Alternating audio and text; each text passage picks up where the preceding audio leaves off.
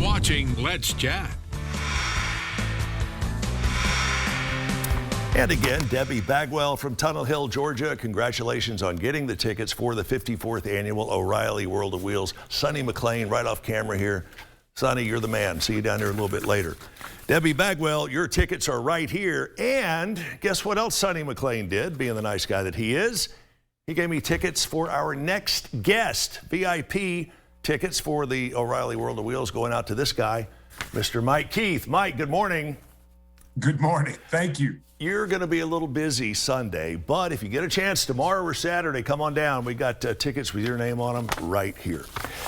When you and I were talking about setting this interview up, I was pumped because you did that little dangle thing that you're so notorious for, and that is telling me there's going to be big news about Derrick Henry.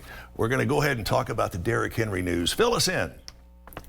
Well, the Derrick Henry situation came up yesterday, and that is Derrick is still on the injured reserve list, but the NFL allows you to have 3 weeks where, while on injured reserve, you can return to practice, which gives you sort of a move towards return to play.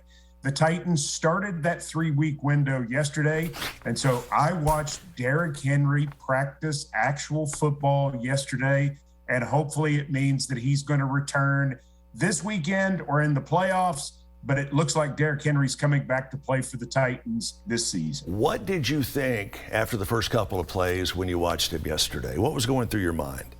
You know, that's a great question, Chip. What I thought is, that's Derrick Henry. I mean, the part of it that was the biggest news to everybody who saw him practice is he looked like him. He didn't look any different. He didn't look out of shape. He didn't look like his foot was hurting. He didn't look like he was moving any slower. He just looked like he was picking up where he left off. Great. And from that standpoint, that's what gets you really excited. Now, how does it go today? You know, after he's had a practice, he'll wake up, probably be a little sore this morning because he hasn't practiced football in 2 months. So what comes next? How does this all move going forward? We'll see.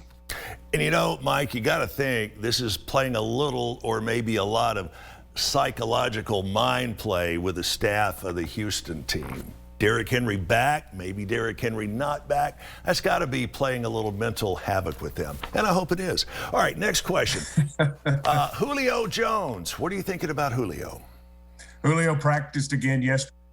He's getting back to work, and we're very excited to see him. And hopefully he can have a great January. He's had a tough time during the course of the season with that hamstring, but hopefully some of the time off, some of the rehab, some of the things that he's been able to do will allow Julio Jones to have a great January to join A.J. Brown and maybe Derrick Henry and give this offense as much spark as it can possibly have as we head toward the postseason. And, you know, that would be double the mind play, double the mind games against Houston if both of them were back. I think it would be incredible.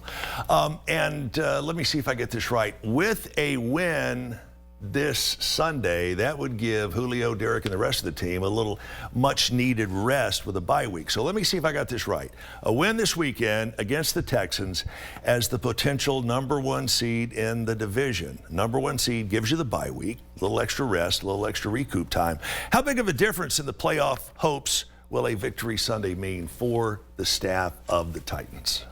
Let's put it this way. 7 teams in each conference make the playoffs. Only 1 team gets a bye. And so if you win this football game on Sunday and you're the Tennessee Titans, for the 3rd time since we moved to Nashville, we would get the bye.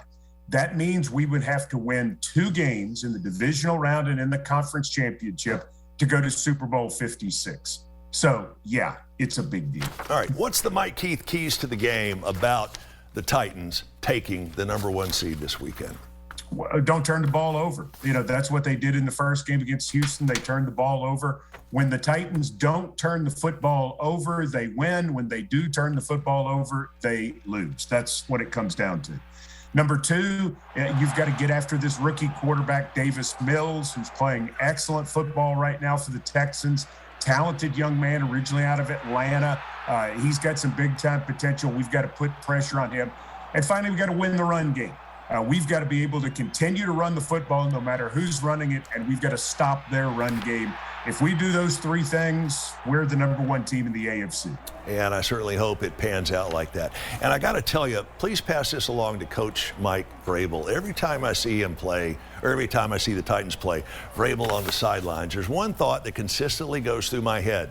Vrabel doesn't play checkers. Vrabel plays chess, and he's pretty darn good at it. You agree? He's really good at it. Mike's a really smart guy. He has some smart guys on his staff. He goes through every situation during the course of weeks, spends a lot of time on situations in the offseason. So when things come up, they have a plan. All right. And I think his game management is outstanding. I think you're right. I think you're an outstanding broadcaster as the voice for the Titans. Want you to stick around. We'll be back and spend a few more minutes with Mike Keith coming up right after this as we continue on the Thursday edition of Let's Chat.